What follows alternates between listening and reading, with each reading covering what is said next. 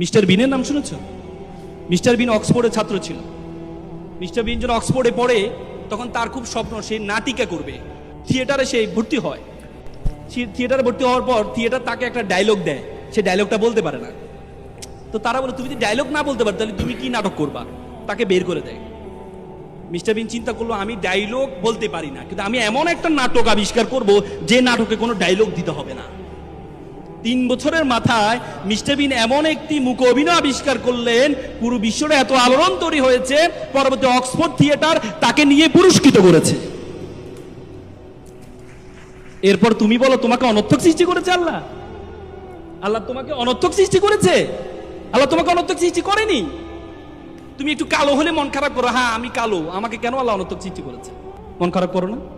আল্লাহ বলছে you are the noblest nation, you are the best nation, তুমি সেরা জাতি।